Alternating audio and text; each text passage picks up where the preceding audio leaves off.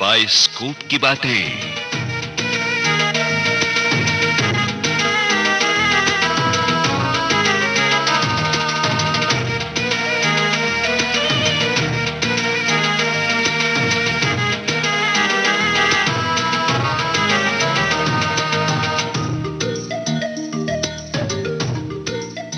दोस्तों, कहने वालों ने वैसे तो दुनिया को अलग अलग नामों से पुकारा है, लेकिन बहुत सौ ने इसे मेला भी कहा है।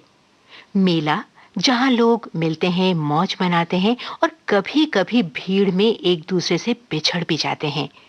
दुनिया और जिंदगी की मेले से तुलना की जाए तो बहुत सारे ख्याल जहन में आते हैं और बहुत सारी कहानियां दिमाग में घुमड़ने लगती हैं।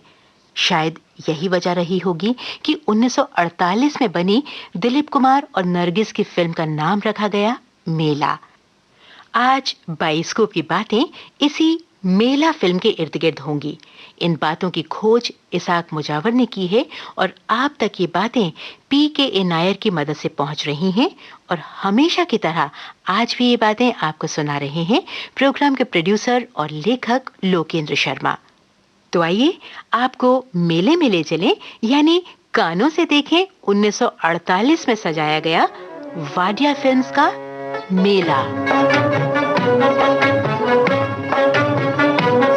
ये जिंदगी के मेले, ये जिंदगी के मेले, ये जिंदगी के मेले, ये जिंदगी के मेले।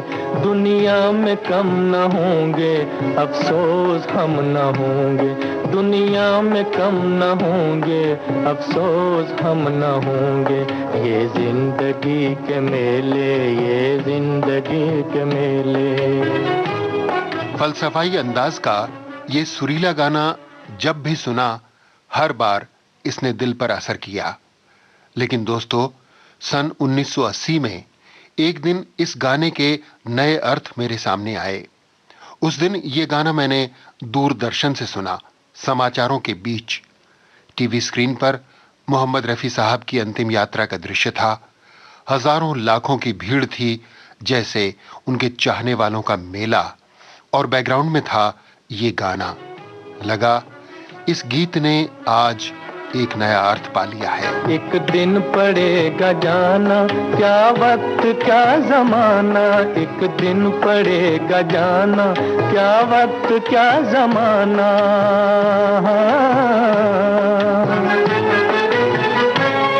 कोई न साथ देगा, सब कुछ यहीं रहेगा। कोई न साथ देगा, सब कुछ यहीं रहेगा। जाएंगे हम अकेले, जाएंगे हम अकेले, ये जिंदगी के मेले। दुनिया में कम न होंगे, अफसोस हम न होंगे। ये जिंदगी के मेले, ये जिंदगी के मेले, ये जिंदगी के मेले, ये। सन 1948 में जब ये गाना रिकॉर्ड हुआ था, तब कोई नहीं जानता था कि एक दिन इस गीत को इस तरह नए मायने भी मिलेंगे। क्योंकि फिल्म मेला में इस गीत को उसकी कहानी के हिसाब से, बल्कि कहानी के शीर्षक को सार्थक बनाने के हिसाब से रखा गया था। बहरहाल, अज़्म बाजिदपुरी की लिखी फिल्म मेला की कहानी की जड़ें कहां थीं, इस बात पर गौर करें तो एक मजेदार बात पर ध्यान जाता है। सन 1935 में PC बरुआ की फिल्म देवदास ने लोकप्रियता के नए रिकॉर्ड बनाए थे, और ट्रेजिक फिल्म कथाओं ने लैला मजनू जैसे पारंपरिक पात्रों का बाना छोड़कर आधुनिक और सामाजिक रूप धरना शुरू कर दिया था। फिर 1944 में इसी तर्ज की फिल्म रतन हिट हुई तो देवदासी हीरो पर निर्माता लोगों की श्रद्धा और बढ़ गई।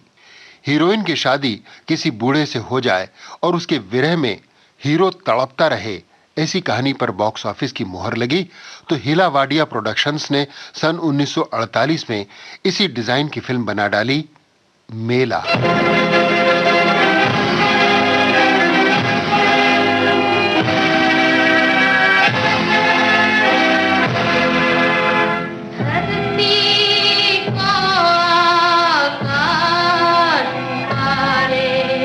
आजा आजा प्रेम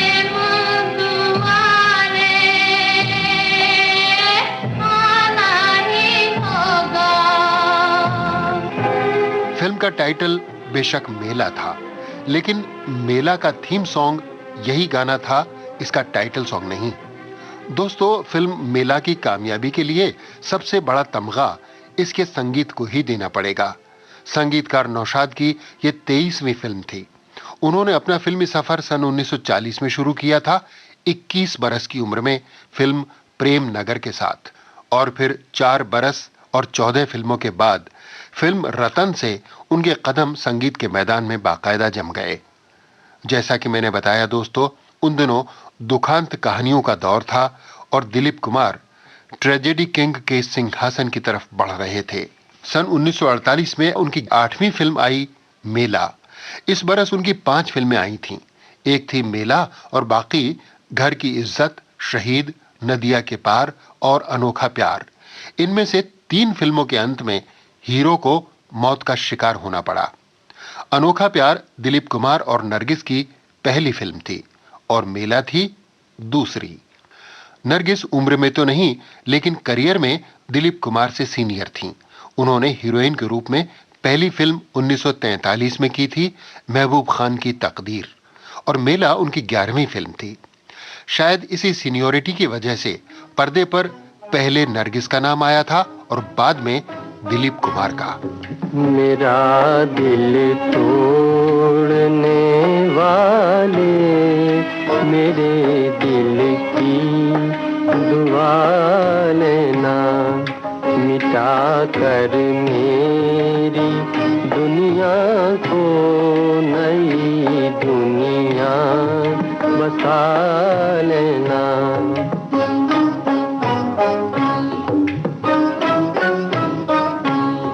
मोहब्बत की कसम तुमको लगी दिल की बुझा लेना, हमारी याद जब आए तो 2 आंसू बहा लेना। मेला नाम की 3 फिल्में बनी हैं। पहली थी यही जिसकी आज हम बातें कर रहे हैं, सन 1948 की मेला, और दूसरी थी सन 1971 में रिलीज होने वाली संजय खान और फिरोज खान की मेला, और तीसरी थी सन 2000 में आने वाली आमिर खान और ट्विंकल खन्ना की मेला। इसके निर्देशक थे धर्मेश दर्शन। दूसरी यानी 1971 की मेला प्रकाश मेहरा ने डायरेक्ट की थी, लेकिन बॉक्स ऑफिस पर कामयाबी सिर्फ पहली मेला ने पाई थी, जिसके निर्देशक थे एस.यू. सनी। एस.यू. सनी और एम. सादिक, इन दोनों ने अपने करियर की शुरुआत कारदार के सहायक बनकर की थी। बाद में दोनों ने मिलकर सादिक सनी के नाम से कारदार की ही एक फिल्म निर्देशित की, नमस्ते। नमस्ते सन 1943 में आई थी और अगले ही बरस यानी सन 1944 में दोनों अलग अलग निर्देशक बने कारदार की ही फिल्मों में, जिनके नाम थे जीवन और गीत। इन सभी फिल्मों में संगीतकार थे नौशाद। एम. सादिक जमुना प्रोडक्शंस की फिल्म रतन से हिट हुए और एस.यू. सनी वाडिया फिल्म्स की मेला से। और इन फिल्मों के हिट होने की सबसे बड़ी वजह इन फिल्मों का म्यूजिक था, ये तो मैं आपको बता ही चुका हूं। गाए जा गीत मिलन के तू अपनी लगन के सजन घर जाना है।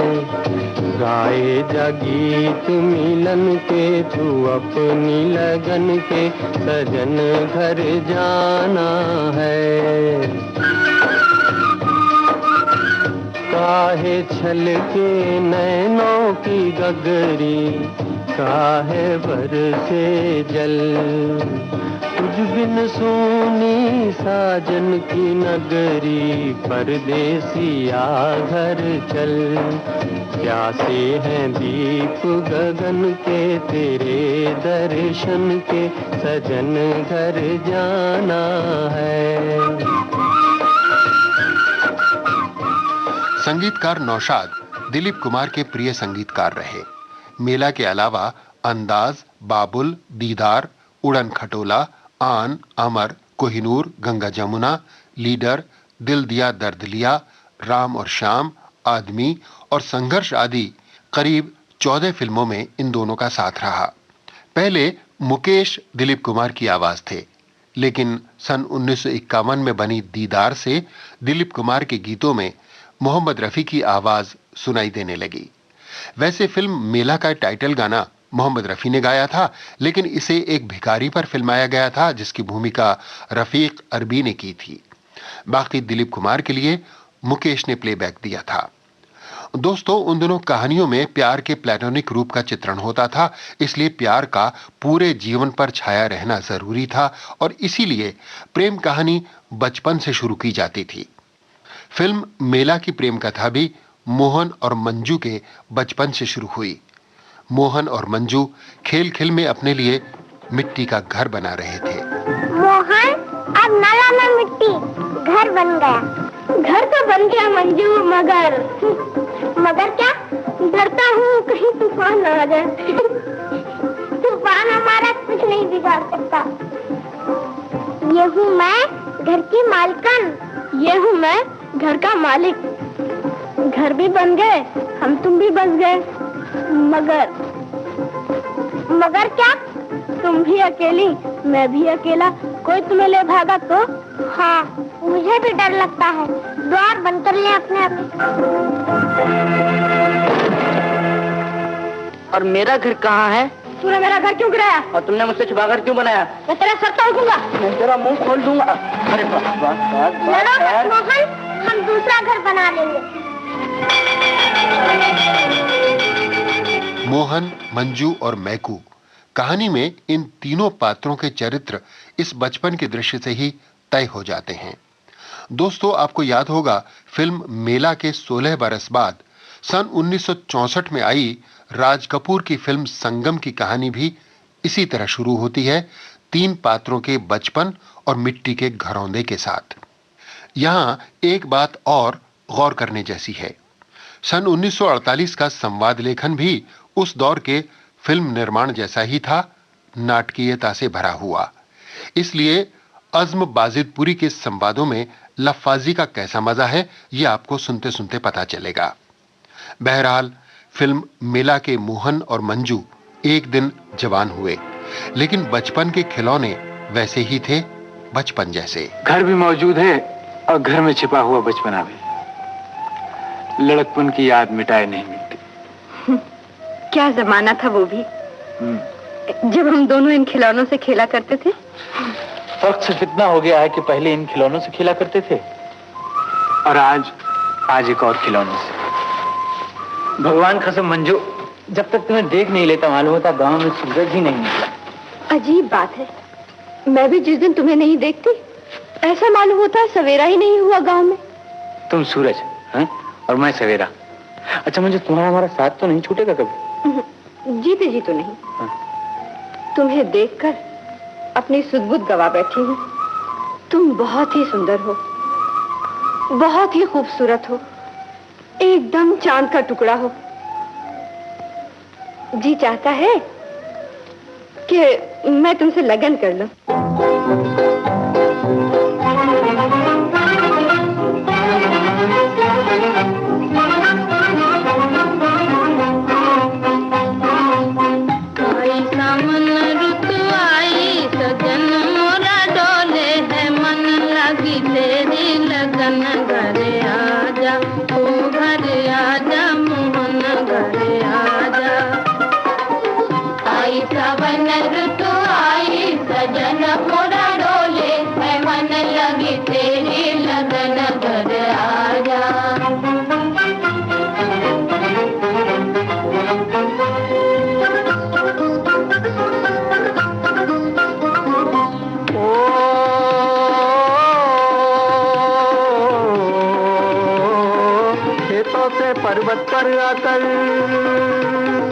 खेतों से पर्वत पर आकर जीवन जोत जगा ले, जीवन जोत जगा ले।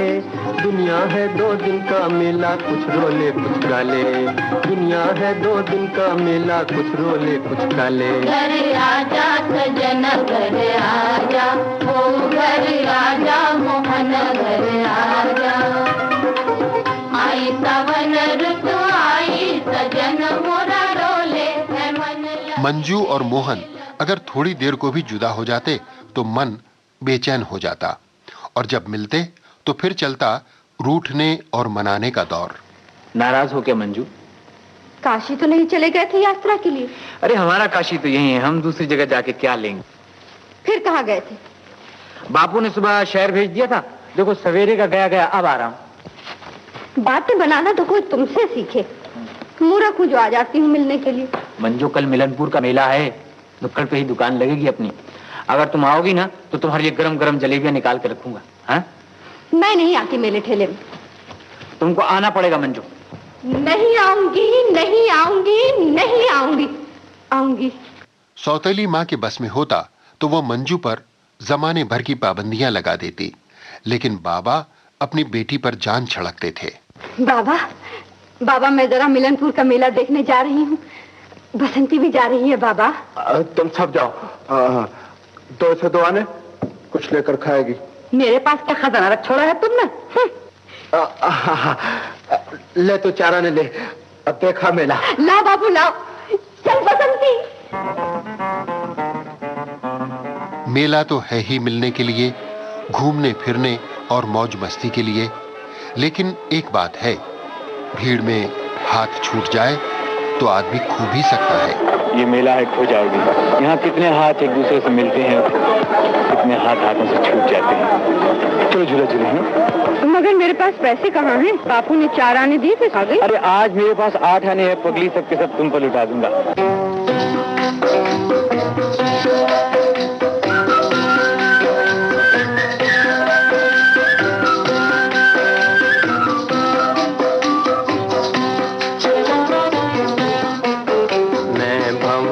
तू है फूल, ये दिन मत भूल, जवानी लौट के आए ना।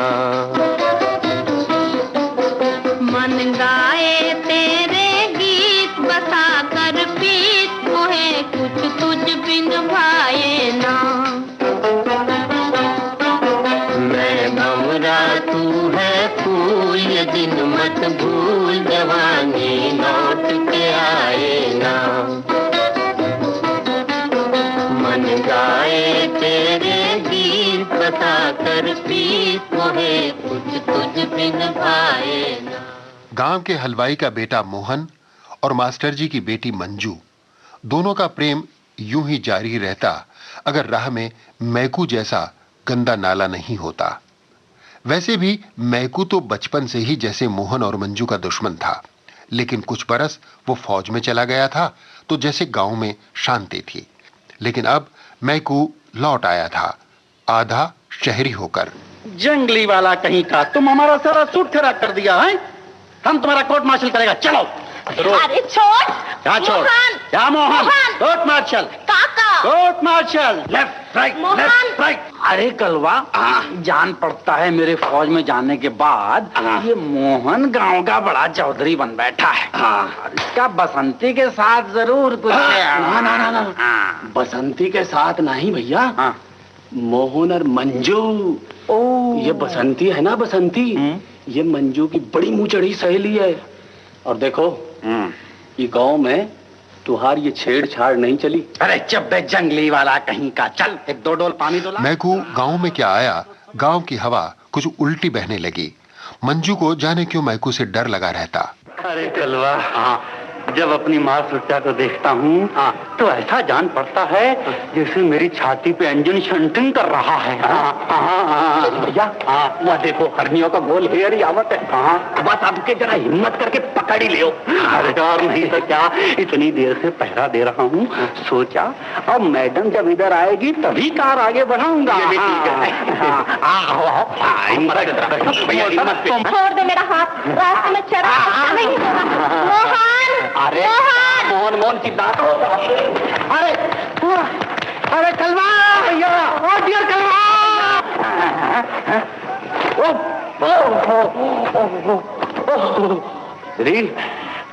गांव की लड़कियां गांव की इज्जत होती हैं। खबरदार, अगर फिर कभी चढ़ा तो तेरी गर्दन तोड़ दूंगा। मोहन से मार खाकर मैकू खामोश बैठने वाला नहीं था। वो सीधे मंजू की सौतेली माँ के पास जा पहुंचा। सिस्टर। मैकू, सिस्टर, बस अब मैं गांव छोड़कर चला जाऊंगा। सोचा चलते चलते आशीर्वाद लेता चलूं, रास्ते में काम आएगी। आखिर बात क्या है? गांव क्यों छोड़ता है? बैठ बैठ। अच्छा, गांव की डॉक्टर सबकी डॉक्टर होती है सिस्टर, मैं ये नाटक नहीं देख सकता। बात क्या है? साफ साफ क्यों नहीं कहता? साफ साफ कहूं तो मार खानी पड़ती है। मैं कहता हूं सिस्टर, अपनी डॉक्टर को संभालो। मोहन पूरा 420 है। कल जग्गू धोबी की लड़की के साथ कुएं पे पोलो खेल रहा था, और परसों दमड़ी लोहार है ना, दमड़ी लोहार, उसकी बेटी के साथ चने के खेत में रोमांस कर रहा था। और आज तुम्हारी बेबी के साथ मैं नहीं कह सकता, मैं बोल ही नहीं सकता। बोल बोल, बोलता क्यों नहीं? ओहो, यू आर डेंजरस। मेरा मतलब है you are in danger, danger खतरा।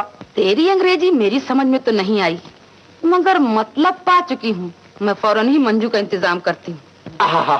सिस्टर, सिस्टर, अरे तुम्हें तो फौज में कर्नल होना चाहिए था। बस अब अपनी बेबी को उसके पास मत जाने देना। मैकू ने चिंगारी सुलगा दी थी और अब उसे लपटों का इंतजार था। उधर मोहन और मंजू के प्यार को स्वीकार करते हुए एक दिन मोहन के बापू ने बात छेड़ी। अरे बेटा, अब ये चूल्हे चक्की का काम मुझसे नहीं होता। सोच रहा हूँ तेरी शादी कर दूं। लड़की तो अच्छी है, नाक नक्शा भी ठीक है। तो मास्टर जी की लड़की मंजू, उसके बारे में तेरा क्या ख्याल है? सुना है लड़की जरा हाथ छूट है। अरे नहीं बापू, वो तो परमात्मा की गाय है बापू, परमात्मा की गाय। अरे हाँ, गाय तो ऐसी है कि मेले तक चरवाहे को बुलाने आती है। पिताजी आप क्या कह रहे हैं? अब बेशर्माने की क्या बात है, मैं आज ही बात छेड़ूंगा। उम्मीद है मास्टर जी ये रिश्ता जरूर पसंद करेंगे। मोहन के बापू ने गलत नहीं सोचा था। मंजू के बाबा को यह रिश्ता बेशक पसंद आया, लेकिन मंजू की माँ एक तो सौतेली थी, ऊपर से मैकू उस पर मंतर फेर चुका था। सो उसे ये रिश्ता कैसे पसंद आता? मुझे ये रिश्ता बिल्कुल पसंद नहीं। वैसे लड़की आपकी है, नर्क में डालिए चाहे स्वर्ग में, मगर मैं तो सौतेली कहलाऊंगी। अरे वैसा लड़का ढूंढे से नहीं मिलेगा। बचपन के साथ खेले हैं, मोहब्बत का रिश्ता तोड़ा नहीं जाता। और फिर मैं मोहन के बाप को जबान देकर आया। मास्टर की जबान आज तक छूटी नहीं हुई। आप कुछ भी कहिए, मगर मुझे वो लड़का बिल्कुल पसंद नहीं। श्रीमती, ये शादी हम लोगों की नहीं, मंजू की हो रही है। ये शादी होगी और मोहन के साथ होगी। ये मेरा आखिरी फैसला है, समझी? मंजू के बाबा ने फैसला कर लिया तो मोहन के घर में शादी की तैयारियां होने लगी। मोहन के बापू को अपने बेटे की शादी का बहुत अरमान था। वो एक एक दिन गिन रहे थे। अरे पगले, आज है सोम, मंगल, बुध, बृहस्पति, शुक्र, शनि। बेटे 6 दिन रह गए तेरे लगन में। सबसे पहले जेवरों की खरीदारी होनी चाहिए। मास्टर जी क्या याद करेगा कि किसी हलवाई ने बारात सजाई थी। अरमान मोहन के दिल में भी कम नहीं थे। बापू की सलाह से उसने शहर जाकर अपनी दुल्हन के लिए जेवर लाने का फैसला किया। लेकिन जाने से पहले मोहन और मंजू एक बार फिर वहीं मिले जहां बचपन से आज तक मिलते आए थे। बचपन में बनाए गए मिट्टी के घर में एक गुड़िया थी और एक था गुड्डा। उसी घरौंदे के पास आकर दोनों रुके। जब हमारे जीवन मंदिर के द्वार खुल गए हैं तो बाल आश्रम के दरवाजे क्यों बंद रहे? इन्हें भी खोल दो। हाँ, है? आज से इन श्रीमती को मैं संभालता हूँ और इन महाशय को तुम संभालना। समझना, इन मूर्तियों के रूप में हमारे जीवन एक दूसरे के पास है। मंजू ने गुड्डे को सहेज लिया और मोहन के पास आ गई गुड़िया। बस अब मोहन को शहर जाना, शादी के लिए जेवर खरीदना और लौट कर आना था, और मंजू को उसे विदा करना और फिर उसके आने का इंतजार करना था। परदेस बलम तुम जाओगे, कहो मेरी कसम कब आओगे। परदेस बलम तुम जाओगे, ओ कहो मेरी कसम कब आओगे। परदेस बलम तुम जाओगे, कहो मेरी कसम कब आओगे। परदेस बलम तुम जाओगे, ओ कहो मेरी कसम कब आओगे। शहर की एक दुकान से जेवर खरीदकर मोहन वापस गांव की तरफ लौटने को हुआ, तभी तूफान आने लगा।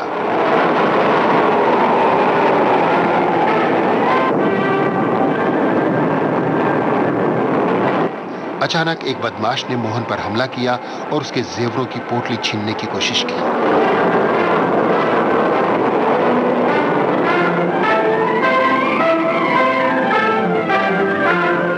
तूफान केवल यही नहीं, गांव में भी आया था। बसंती, तूफान आ रहा है, बत्ती खोल। आ गया, घर चल जल्दी। तूफान मोहन की जिंदगी में भी आ रहा था। वो जी जान से अपने जेवरों को बचाने की कोशिश में जुटा था। बदमाश ने उसे जोर का धक्का दिया। सामने से किसी की बग्गी आ रही थी। मोहन उसके सामने जाकर गिरा। कोचवान की रास खींची। घोड़े ने हिनहिनाकर पैर उठाए और उसके खुरों से चोट खाकर मोहन बेहोश हो गया।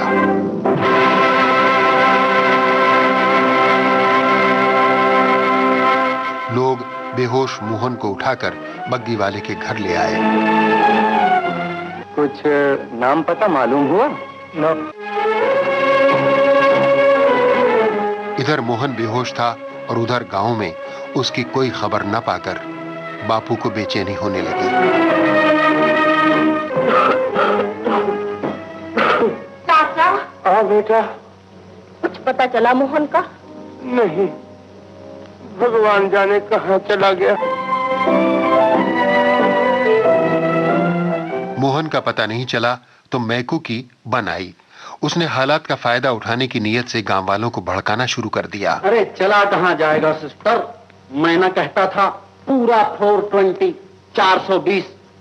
मैं जानता हूँ उसने औरत रख छोड़ी है शहर में, उड़ा के ले गई होगी कहीं। औरत? औरत को आजकल औरत मत समझो सिस्टर, पैराशूट की माफिक उड़ा ले जाती है आदमी को। अच्छा हुआ लगन ना हुआ। मोहन कहता था सबसे पहले बुढ़िया को जहर दे दूंगा। मुझे जहर देगा? ये गर्मी का टाइम नहीं है सिस्टर, हमें बेबी की लाइफ, बेबी की जिंदगी देखना है। लड़का मेरी मुट्ठी में है। लड़का वार में मेरे साथ ठेकेदार था, बड़ा पैसा है उसके पास, बड़ा पैसा। पर भैया शादी तो मोहन के साथ होने वाली थी, मोहल्ले वाले क्या कहेंगे, पंच क्या कहेंगे? तुम पंचायत बुलाओ तो सही, मैं सब सवाल जवाब करके रास्ता साफ कर दूंगा, एकदम क्लीन सीधा साफ। मंजू की माँ। अच्छा सिस्टर, मैं चलूंगा। चिड़ियो चिड़ियो। देखो तो ऐसा बुरा धब्बा लग गया है। कहा करते थे ऐसा लड़का ढूंढे से नहीं मिलेगा। देखा वो पापी किसी औरत के साथ भाग गया। क्या कहा? नहीं नहीं, मेरा मोहन ऐसा नहीं है, वो कभी ऐसा नहीं करेगा। मुझे थोड़ी मोहलत और दो। मोहलत का समय कहाँ से लाऊं चौधरी? अब तो पंचायत ही फैसला करेगी हमारा। घर की बात पंचायत में डालोगे, लाज ना आएगी तुम्हें मास्टर? अपनी आबरू और लड़की का जीवन बचाने के लिए सब कुछ करना पड़ेगा चौधरी। मैं बाप हूँ और एक लड़की का बाप ही बने रहोगे। बचपन की दोस्ती का ख्याल ना करोगे मास्टर? लाचार हूँ चौधरी। लड़की का जीवन बचाने के लिए पंचायत बुलाना ही पड़ेगी। और फिर पंचायत बुलवाई गई। सुनो पंचो सुनो, हमारे मास्टर साहब के मुकदमे का फैसला हमारे वो किधर गए?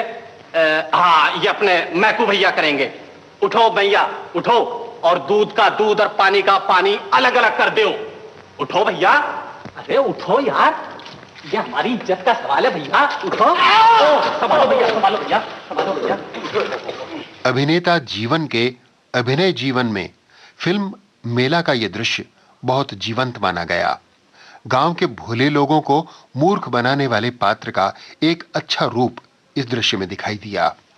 वैसे तो जीवन को हिंदी सिनेमा के इतिहास में नारद मुनि के रोल के लिए याद किया जाता है, लेकिन कुछ फिल्मों में उनका खलनायकी वाला चरित्र भी खासा बन पड़ा है।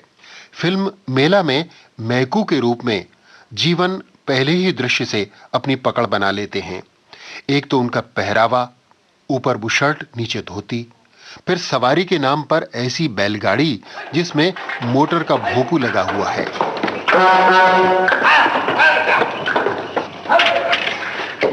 तीसरे उनकी भाषा, जिसे वो इंग्लिश कहते हैं, लेकिन कैसी इंग्लिश है ये समझने की बात है। लेडीज एंड लेडास, ABCDEFGH, हम ढोल बजाता रहा मगर किसी ने नहीं सुना।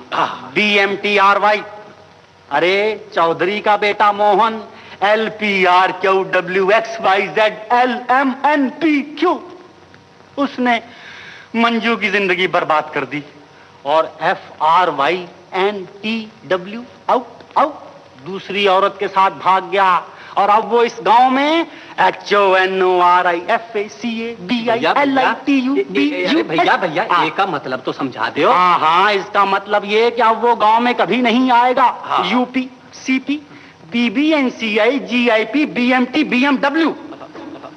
अब हमें ये सोचना चाहिए कि इस जालिम के साथ, इस दुष्ट के साथ हमें क्या बर्ताव करना चाहिए। मतलब ये मगर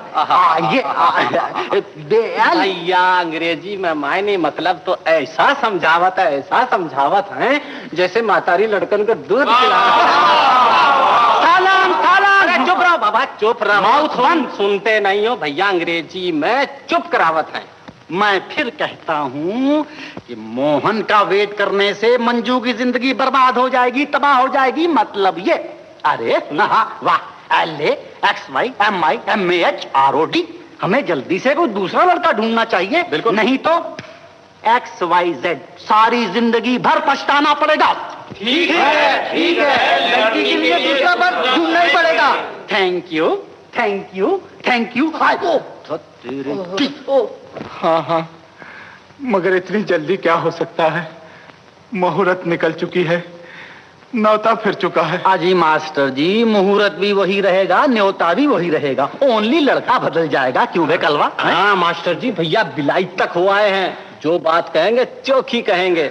तो फिर आप लोग ही कुछ उपाय कीजिए, मेरी तो समझ चौपट हो चुकी है। अजी सीधी सी बात है, 4 जाने के 4 आने के और 21 लड़की के हाथ में। क्यों भाई, कितने हुए? 29। हो तेरे की 29 का आंकड़ा सदा मनुष्य होता है। देखो जी, 30 निकालो और समझ लो कि तुम्हारा फैसला हो गया। फैसला हो गया। काहे का फैसला कर लिया आप लोगों ने? आप लोगों का फैसला मेरे लाल की जिंदगी बर्बाद कर देगा, मेरे लाल की जिंदगी बर्बाद कर देगा। मैं तुमसे अपने बच्चे की भीख मांगने आया हूँ। मेरे बेटे की जिंदगी बर्बाद ना करो, मेरे बेटे की जिंदगी बर्बाद ना करो। मोहन के बापू गुहार लगाते रह गए, पर उनकी किसी ने नहीं सुनी। फैसला हो गया। ये फैसला पंचायत का ही नहीं, मंजू के नसीब का भी था। जिसका नसीब रूठ जाए, उसके आंसुओं का कोई मोल क्या हो सकता है? उसके गम का फसाना कोई नहीं सुनता। गम का फसाना किसको सुनाए, गम का फसाना किसको सुनाए। टूटा हुआ दिल कैसे दिखाए, टूटा हुआ दिल कैसे दिखाए। गम का फसाना किसको सुनाए। टूटा हुआ दिल कैसे दिखाए, गम का फसाना। मैकू अपना काम कर चुका था। उसे मोहन से बदला लेना था, सो उसने मंजू की जिंदगी में आग लगाकर ले लिया। और फिर सौतेली मां की बदौलत मंजू का एक जगह रिश्ता भी हो गया। मंजू विरोध करती तो किसके सहारे? मोहन का कुछ पता नहीं था, और खबर यह थी कि उसने शहर में किसी औरत के साथ घर बसा लिया है। सो मंजू चुपचाप डोले में बैठ गई। खुद को उसने तकदीर के हवाले कर दिया।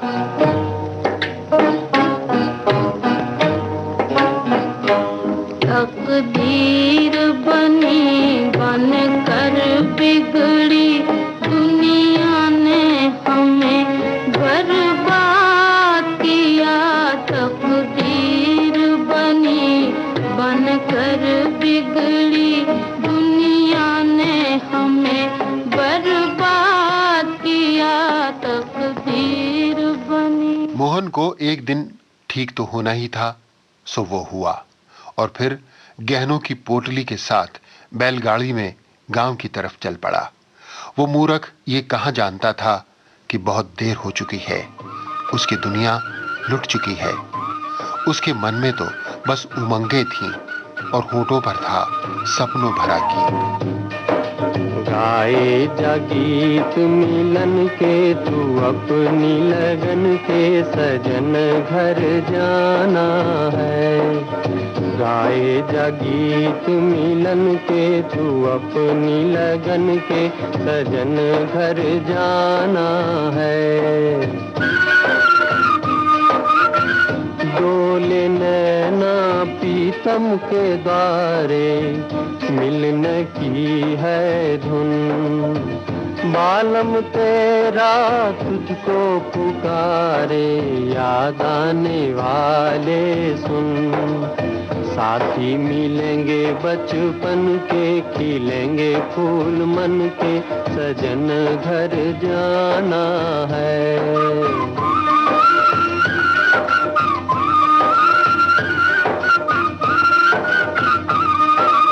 गाए जा गीत मिलन के, तू अपनी लगन के, सजन घर जाना है। मोहन गांव तो लौटा, लेकिन सीधे घर नहीं गया। वहीं पहुंचा जहां वो मंजू से हर रोज मिला करता था, और उसी तरह उसके मन के आकाश ने अपनी धरती को पुकारा। धरती को आकाश पुकारे, आजा आजा प्रेम दुआरे, आना ही होगा। जब आ सकती थी तब दुनिया के सारे बंधन तोड़कर आती थी मंजू, लेकिन अब उसे मर्यादा की चार दीवारी में कैद कर दिया गया था। वो नहीं आई। आई उसकी सहेली बसंती। बसंती तुम? मंजू कहाँ है? अब मंजू से क्या काम तुम्हें? वहीं जाओ जहां छुपे बैठे थे। कहाँ रखा है उस लाल परी को? कौन लाल परी? वही चुड़ैल जिसने पल्लू से बांध लिया था तुम्हें। अरे पगली, आसमान पर चांद भी निकलता है, सूरज भी, मगर पतंगा अपना दीप छोड़कर किसी और की तरफ नहीं देखता। मैं तो शहर में गाड़ी के नीचे आ गया था। 5 दिन तक अस्पताल में जख्मी पड़ा रहा, और आज इजाजत मिली है तो भागा हुआ चला है। मोहन, तुम्हारा संसार लूट लिया है गांव वालों ने। क्या हुआ बसंती? बसंती क्या हुआ? मंजू तो अच्छी है, मंजू तो अच्छी है। अब उसके अच्छे बुरे से तुम्हें क्या सरोकार? वो पराई हो गई। मोहन घर पहुंचा और उसने देखा बापू जैसे उसी की आस में सांस रोके हुए चारपाई पर पड़े थे। मोहन, बापू, ये सब क्या हो गया? ये सब क्या हो गया बापू? बेटा, मैंने बहुत कोशिश की मगर डोला ना रोक सका। तू रो रहा है पगले, रोने से क्या होता है? हंस, आज मैं भी हंसूंगा तेरे साथ। हंस रहा हूँ बापू,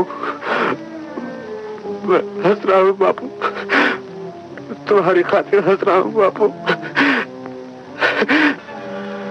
तू गया करता था ना, आना ही होगा, जाना ही होगा। गाना सुनोगे बापू? धरती को आकाश पुकारे, आजा आजा प्रेम दुआरे, आना ही होगा। इस दुनिया को छोड़ के प्यारे, झूठे बंधन तोड़ के सारे, जाना ही होगा।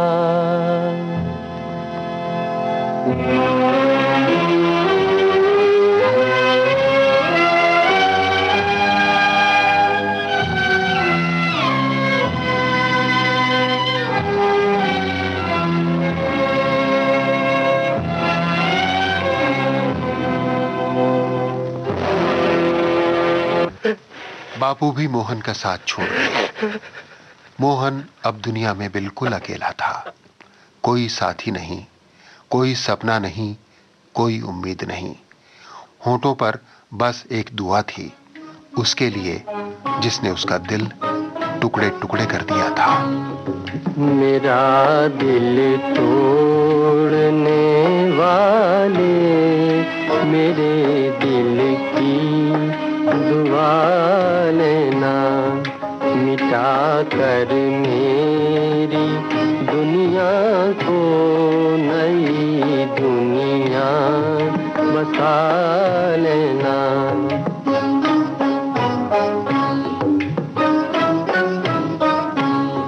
मोहब्बत की कसम तुमको लगी दिल की बुझा लेना, हमारी याद जब आए तो दो आंसू बहा लेना।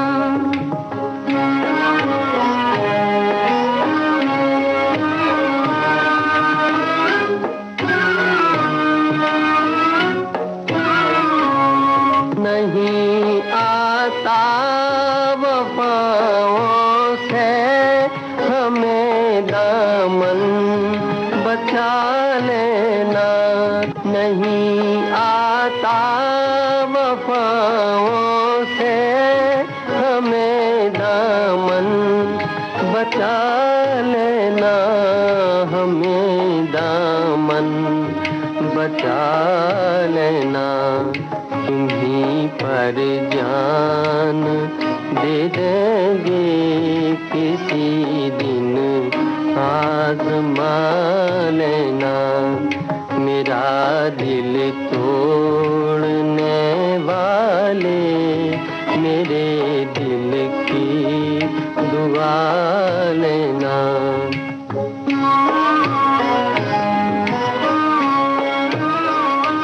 मंजू का ब्याह एक बूढ़े से हुआ था, 4 बच्चों के पिता से। बूढ़े पति ने अपने से चौथाई उम्र की पत्नी को देखा तो पश्चाताप का जैसे धक्का सा लगा।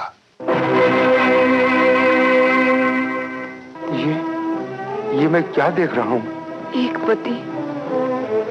पति अपनी स्त्री को देख रहा है। स्त्री?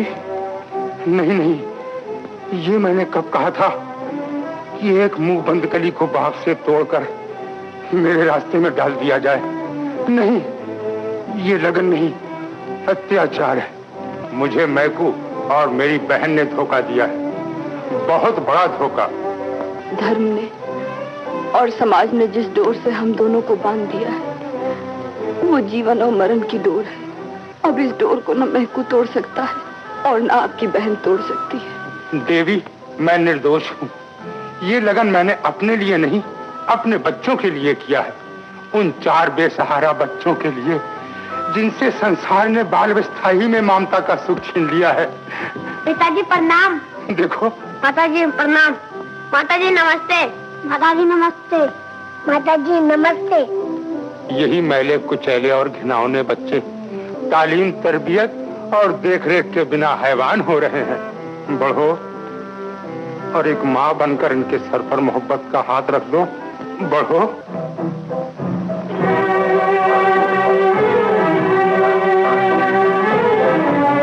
मंजू ने अपने नए जीवन को, अपने कर्तव्य को, अपने पति को भाग्य मानकर स्वीकार कर लिया।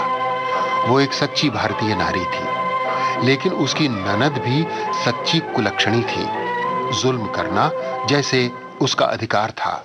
जब भी मैं कहूँ ये बच्चे बिगड़ते क्यों जाते हैं, अब मेरी तो कोई बात ही नहीं सुनता। बच्चे प्यार के भूखे होते हैं, मोहब्बत से पेश आइए तो सब सर झुका देंगे। मोहब्बत की मासी, मैं कहती हूँ अभी से ये फैशन करेंगे तो आगे जाकर क्या होगा। तूने आदत खराब कर दी है इनकी, सब बिगड़ गए हैं।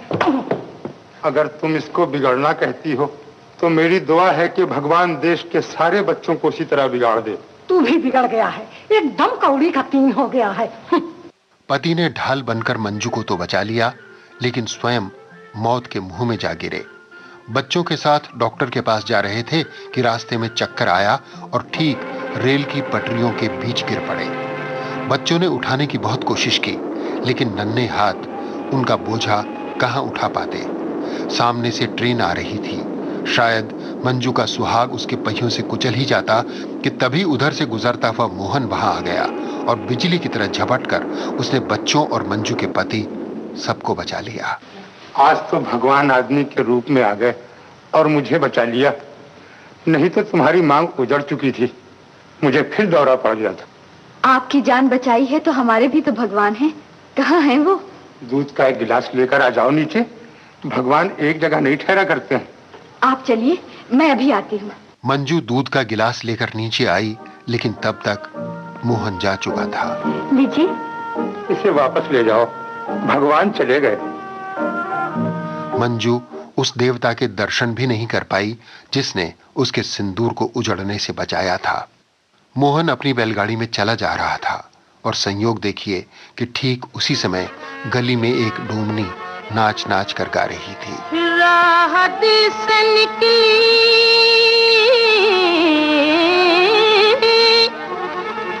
सबका लहू जिगर से,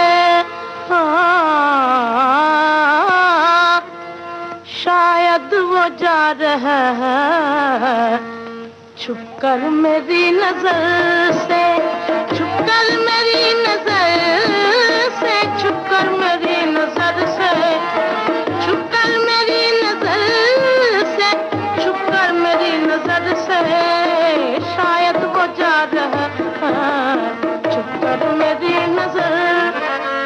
मंजू दूध का गिलास लेकर वापस लौट ही रही थी कि उसने बच्चों के झगड़ने की आवाजें सुनी। देखा बच्चे एक गुड़िया के लिए लड़ रहे हैं।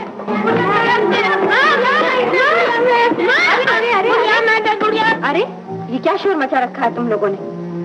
मुन्नू, ये क्या है तेरे हाथ में?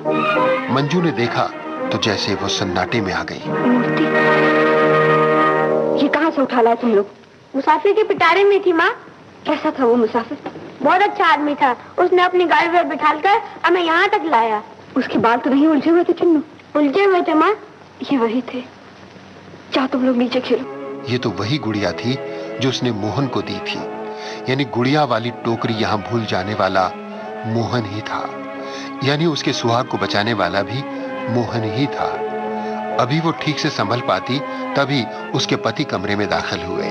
जिस देवता ने तुम्हारा सुहाग बचाया था उसकी कोई अनमोल चीज खो गई है, यहाँ तो नहीं रह गई।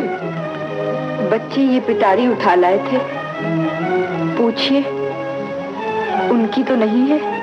मंजू ने मोहन की टोकरी में उस गुड्डे को रख दिया जो उसके पास था, टूटी हुई हालत में। मोहन की गुड़िया को उसने अपने पास रख लिया। बाहर जाकर मंजू के पति ने ये टोकरी मोहन को लौटा दी। यही है ना? हाँ यही है। शुक्रिया, बहुत बहुत शुक्रिया। आपने मेरी खोई हुई जिंदगी मुझे वापस ला दी। अच्छी तरह देख लीजिए, आपकी सब चीजें बराबर तो है ना इसमें? हाँ। ये टूटा हुआ खिलौना। और मोहन टोकरी में अपनी गुड़िया की जगह टूटे हुए गुड्डे को पाकर जैसे गुम हो गया। वो समझ गया कि ये घर मंजू का है। यादों के जख्म जैसे फिर चोट खा गए। खिलौने सब टूटने ही के लिए बनते हैं। मैं आपको और उस देवी का एहसान कभी नहीं भूलूंगा जिसने इसे संभाल कर रखा। उन्हें कहिएगा कि खिलौने से खेलने वाले एक पागल ने उन्हें प्रणाम कहा है। मोहन लौट तो आया लेकिन अधमरा सा। मोहन का ये हाल हुआ और उधर मंजू पर जैसे पर्वत ही टूट गिरा। उसके पति बूढ़े और बीमार तो थे ही, एक बार फिर दौरा पड़ा तो इस बार मौत के फरिश्तों ने मंजू की मांग सूनी कर दी। इधर पति का साया सिर से उठा और उधर ननद की जबान गज भर निकल आई। अब इस घर में तेरा क्या है डाइन? आते ही मेरे भाई को खा ली, अब किसको खाने का इंतजार है? निकल यहाँ से, मैं एक पल भी नहीं टिकने दूंगी तुझे। माता जी को निकालोगी तो मैं पिताजी से कह दूंगा, वो पीपल के पेड़ के नीचे लेटे हुए हैं। अरे बैठ, अलग रहे, ये यहाँ रहेगी तो तुम सबों को भी चबा जाएगी। निकल जा सीधी तरह, नहीं तो बेइज्जत करके निकालूंगी। बस काकी, माता जी को कोई नहीं निकाल सकता। मैं निकालूंगी इस डाइन को, मैं निकालूंगी। काकी मारो, काकी मारो, काकी मारो। बच्चों ने अपनी बुआ पर धावा बोलकर मंजू को बेघर होने से तो बचा लिया, लेकिन मंजू की तकदीर में आंसुओं की कमी कहां थी। एक दिन उसकी बचपन की सहेली बसंती जली कटी सुनाने के लिए उसके सामने आकर खड़ी हो गई। मंजू, बसंती, ओहो, जब से आई हो भूल कर भी गांव का मुंह नहीं देखा। ऐसे भी कोई दिल को पत्थर नहीं कर लेता रानी। भरी हुई मांग लेकर आई थी, अब उजड़ा हुआ सुहाग कहाँ ले जाऊं? मोहन को क्यों भूल रही है पगली? बसंती, अब मैं सिर्फ मंजू नहीं, एक स्त्री, एक माँ और एक विधवा हूँ। मेरे कान किसी का नाम नहीं सुन सकते। मंजू ने लाख चाहा कि वो मोहन को भुला दे, लेकिन बार बार की कोशिशों के बावजूद दिल यादों से खाली नहीं हो पाया। मोहन का ख्याल किसी मुरली की धुन सा उसके जहन में तैरता रहता और जिगर पर जैसे हथौड़ा सा बजता रहता। मोहन की मुरलिया बाजे ओ, सुनते सुजिया पे मोरे लागे। मोहन की मुरलिया बाजे ओ, सुनते सुजिया पे मोरे लागे। मंजू के दिमाग में सवालों का घुमड़ना रुका नहीं, तो एक दिन वो वहीं जा पहुंची जहां कभी वो मोहन से मिला करती थी। वो जानती थी कि मोहन आज भी वहीं होगा, अपनी यादों के साथ। वो वहीं था। उसने मंजू को सामने खड़ा देखा तो उसे लगा जैसे वो कोई सपना देख रहा है। मंजू, तुम यहाँ? बधाई देने आई हूँ। सगाई जो हो रही है तुम्हारी।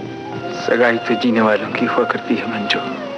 मैं तो उसी दिन मर गया था जब तुम डोले में बैठकर इस गांव से चली गई। मुझसे कहा था कि मर कभी साथ न छूटेगा, पर तुमने तो जीते जी दामन छुड़ा लिया मंजू। मैंने अपनी जिंदगी तुम्हें सौंपी थी, तुम संभाल न सके। अब शरीर दूसरे का हो गया है, सिर्फ आत्मा तुम्हारी है। आत्मा से आत्मा जब ही मिल सकती है जब जीवन की दीवार रास्ते से हट जाए। मंजू, देखो तूफान आ रहा है, मुझे वापस जाना चाहिए, मुझे वापस जाना चाहिए। मोहन और मंजू दोनों जैसे किसी तूफान में घिर गए थे, लेकिन एक तूफान सचमुच आ रहा था। बिजली कौंधी एक पेड़ पर गिरी, पेड़ टूटकर मंजू पर गिरा और मंजू पहाड़ से नीचे जा गिरी। मंजू, जिंदगी की डोर टूट गई मंजू, मगर मोहब्बत की डोर नहीं टूट सकती। तुम दुनिया के लिए मर गई, मगर मेरे लिए जिंदा हो, हमेशा जिंदा रहोगी। अब तुम्हें और कोई नहीं पा सकता मंजू। आज से तुम मेरी हो। ठीक इसी समय गांव के लोगों को लेकर मैकू वहां आ पहुंचा। निर्दयी पापी, ये तूने क्या किया? किस वक्त का बदला लिया है मुझसे? बोल बोल। अरे अब ये क्या बोलेगा? मैं कहता हूँ जल्दी से पुलिस के हवाले करो वरना खिसक जाएगा। मुकदमा हम लोग लड़ लेंगे। मंजू की हत्या करने का इल्जाम, और वो भी मोहन पर। मोहन सफाई देता भी तो क्या कहता? हालात के हाथों ही सही, एक तरह से शायद वही तो जिम्मेदार था मंजू की मौत के लिए।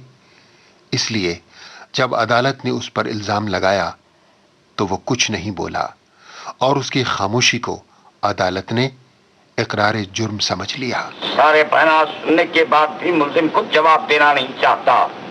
गवाहों के बयान से भी साबित हो चुका है कि खून इसी ने किया है, इसलिए अदालत 20 साल कैद सख्त का हुक्म सुनाती है। मोहन को उम्र कैद की सजा हुई। उसने सजा पूरी की और इतने बरस बाद एक बूढ़े की सूरत में फिर उसी जगह आकर खड़ा हो गया जहां उसकी मंजू उससे बिछुड़ी थी। लेकिन मंजू तो वहीं थी। मंजू की रूह अभी तक मोहन का यहीं इंतजार कर रही थी। तभी तो मोहन को उसकी पुकार सुनाई थी। धरती का आकाश पुकारे, आजा आजा प्रेम दुआरे, आना ही होगा। मंजू, मैं आ रहा हूँ मंजू।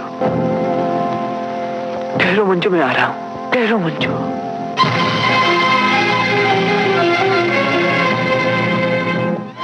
मोहन भी ठीक उसी जगह जाकर पहाड़ से नीचे जा गिरा जहां से कई बरस पहले मंजू गिरी थी। धरती पर तो दोनों नहीं मिल सके, आकाश में जाकर एक हो गए। लेकिन किसी के आने या किसी के जाने से दुनिया में कोई कमी या कोई इजाफा कहाँ होता है। दुनिया चलती रहती है और जिंदगी के मेले यूं ही सजे रहते हैं। ये जिंदगी के मेले, ये जिंदगी के मेले, दुनिया में कम न होंगे, अफसोस हम न होंगे। ये जिंदगी के मेले, ये जिंदगी के मेले, ये जिंदगी के मेले, ये जिंदगी के मेले। आज के दौर में फिल्म मेला की कहानी शायद पुरानी और उबाने वाली लगे, लेकिन सन 1948 में इस फिल्म ने दर्शकों के दिल पर खासा असर किया था। फिल्म की कहानी और संवादों ने आने वाले वक्तों में फिल्म निर्माताओं के लिए सोच के नए नए दरवाजे खोले। फिल्म के फोटोग्राफर फली मिस्त्री ने भी बहुत नाम कमाया और डायरेक्टर S.U. सनी ने भी। आइए आपको फिल्म मेला के कलाकारों के नाम भी उस क्रम से बता दूं जिस तरह पर्दे पर आते हैं। नरगिस, दिलीप कुमार, जीवन, रूप कमल, नूरजहां, चंदाबाई, अमर, अलाउद्दीन, खलील, अब्बास, रहमान, बेबी जुबैदा, मकबूल जूनियर और गुलाम मोहम्मद जूनियर। फिल्म की एडिटिंग मूसा मंसूर ने की थी और रिकॉर्डिंग रॉबिन चैटर्जी ने। हाँ, गानों की रिकॉर्डिंग करने वाले थे मीनू कतरक, और ये तो आप जानते ही हैं कि नौशाद के संगीत और शकील बदायूनी के बोलों से सजे फिल्म मेला के गाने आज भी बार बार सुने जाते हैं। रेडियो के फरमाइशी प्रोग्रामों में इन गीतों को सुनने के ख्वाहिशमंद आज भी ढेरों चिट्ठियां लिखते हैं।